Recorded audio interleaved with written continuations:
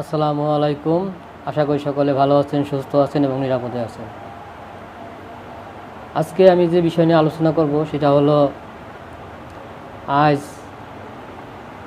সাম্প্রতিককালে যে গোপালগঞ্জে যে একটা বিশৃঙ্খলা সৃষ্টি হয়েছে, সেই বিশৃঙ্খলা সৃষ্টির পরে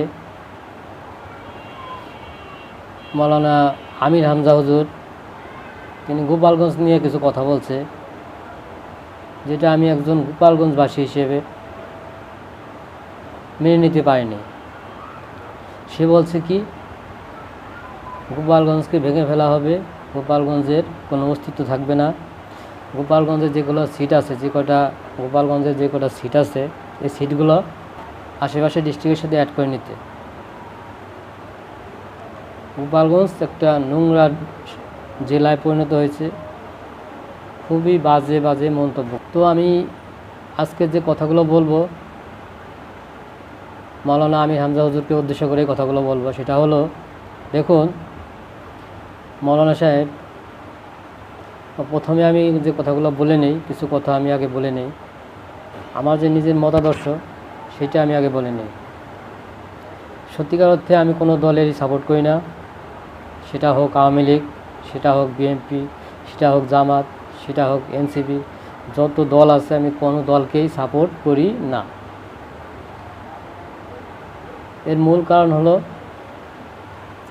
প্রত্যেকটা দলের, যেমন আওয়ামী লীগে ভালো লোক আছে, বিএনপি তো ভালো লোক আছে, যারা চায় দেশের ভালো করতে, দেশের উন্নয়ন করতে, কিন্তু তার যে লো লেভেলের বা তৃণমূলের যে নেতাকর্মী যারা আছে, তারা দলটাকে দুর্নাম আর দুর্নাম ছড়াতেই থাকে, দলটাকে ক্ষতিগ্রস্ত করে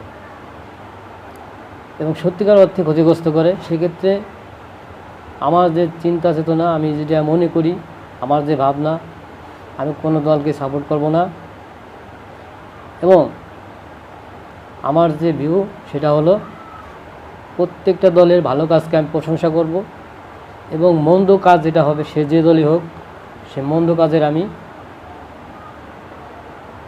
নিয়ে আমি কথা বলবো। যেটা দেশের জন্য ভালো কাজ যদি যে দলটা করবে, সেই দলের সেই ভালো কাজকে আমি প্রশংসা করব। যে দল দেশের খারাপ কোনো কিছু করবে, সেই দলের সেই খারাপ কাজ নিয়ে আমি সমালোচনা করব। এটাই হচ্ছে আমার দল আমি। কিন্তু কেউ যদি আমার নিজের যে মাতৃভূমি, আমার নিজের যে শহর, জেলা শহর, সেটা নিয়ে কটূক্তি করে, সেটা কোনো সন্তানই এটা মেনে নিতে পারবে না, আমিও পারি না। তো আমি হামজা হুজুরকে নিয়ে যেটা বলতে চাইছিলাম সেটা হলো, দেখুন আমি হামজা হুজুর, আপনি তো গোপালগঞ্জকে বলতেছেন পচে গেছে, নোংরা হয়ে গেছে। আপনার শহর হলো কোথায়? কুষ্টিয়াতে কি হয়? কুষ্টিয়াতে কিন্তু লালন ফকিরের আশ্রয় কেন্দ্র নাকি, যাই হোক, মেলা হয় বা ওখানে গান বাজনা হয়। সেখানের পরিবেশটা কীরকম বলতে পারবেন?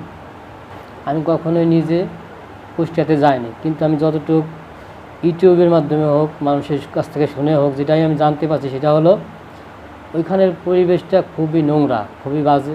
সেখানে অবাধে মদ্যপান করা হয়, অবাধে বিভিন্ন ধরনের নেশাদ্রব্য গ্রহণ করা হয়। নারী পুরুষে দেখা যাচ্ছে একসাথেই সব কিছুই, খুবই একটা নোংরা পরিবেশ। এখানে নারী পুরুষের ভিতর যে একটা ভেদাভেদ থাকে, ওখানে সেটা থাকে না। মানে যাকে বলে ডালি চালি খিচুড়ি, সে একটা অবস্থা হলো কুষ্টিয়ার ওই লালন ফকিরের ওই আশ্রয়নে। আপনি হলো সেই ডিস্ট্রিক্টের মানুষ, আপনি হচ্ছেন সেই ডিস্ট্রিক্টের মানুষ হয়ে আপনি আবার আমার ডিস্ট্রিক্টকে বলতেছেন পচে গেছে। আপনি কীরকম পচা দেখলেন? তো একজনকে কিছু বলার আগে নিজের গায়ে দেখবেন। অন্যের পোশাকের ময়লা না দেখে আগে নিজের গায়ের পোশাকে ময়লা আছে কিনা সেটা দেখবেন। নিজের পোশাকে যদি ময়লা না থাকে, তাহলে অন্য একজনকে বলতে পারবে যে তোমার গায়ে, তোমার পোশাকে ময়লা। তো সত্যিকার অর্থে আপনাকে আমি অনেক সম্মান করতাম। আপনি যখন জেলে গেছিলেন তখনও কিন্তু আপনাকে নিয়ে আমি কথা বলছি, কিন্তু আজকে যে কথাটা আপনি বলছেন আমার জন্মভূমি নিয়ে, আমার জেলা নিয়ে, সেটা আমি সত্যিকার অর্থে ব্যথিত। এবং আজকের পর থেকে আপনার প্রতি আমার শ্রদ্ধাবোধ শূন্যের কোঠায় এসে পৌঁছাইছে। আরেকটা কথা বলি, আপনি তো আমির হামজা হুজুর বর্তমানে আছেন, কিন্তু আপনি কি জানেন এই গোপালগঞ্জে এই কৃতি সন্তান একজন আছে যে কত বড় পরহেজগার লোক ছিলেন? সে হচ্ছে আল্লামা শামসুল হক ফরিদপুরি, গোপালগঞ্জের কৃতি সন্তান। এখনকার বর্তমানে যেসব ভাইরাল বক্তা আছে, ভাইরাল যে বক্তা সেই যে বড় হুজুর দেশে সে নয়। যেসব বক্তা আছে, যেসব ওলামারা আছে, যেসব জার্নিওয়ালা আছে, তারা কখনো তাদেরকে ভিডিওর মাধ্যমে দেখা যায় না। জানলেওয়ালা লোক, সত্যিকার অর্থে জানলেওয়ালা লোক, যারা নিজেদেরকে জাহির করে না, সেই সব মানুষ চিনে আল্লামা শামসুল হক ফরিদপুর কে ছিলেন। এটা আমি ঢাকা আসার পর জানতে পারছি। আমি বাড়িতে থাকতে জানতাম যে তিনি বড় একজন পরহেজগার লোক ছিল, কিন্তু ঢাকার আমি বড় বড় মসজিদে যখন নামাজ পড়ছি, জুম্মার নামাজ, তখন দেখছি ওইখানকার যে খুতবা দিত বড় বড় হুজুররা, তারাই তার কথা বলতো। সেটা শুনে আসলে নিজেরও একটা গর্ববোধ হতো যে আমাদের এলাকায় বাড়ি এমন একজন পরহেজগার লোক ছিল। তো আপনি পরহেজগার লোকের এলাকাকে বলতেছেন পচে গেছে এলাকা। তো আপনাকে আর কিছু বলার নাই। আপনি আশা করি শুধরে নেবেন। আপনি যে কথাগুলো বলছেন, যেটা সত্য সেটা বলবেন, যেটা ন্যায় সেটা বলবেন।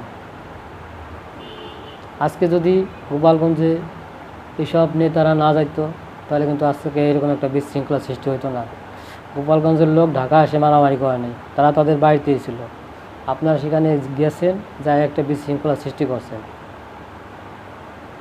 এবং ওখানে কোনো এনসিপির লোকও মারা যায়নি, বা তার সহযোগী কেউ কিন্তু মারা যায়নি। মারা গেছে গোপালগঞ্জের সন্তানেরাই মারা গেছে।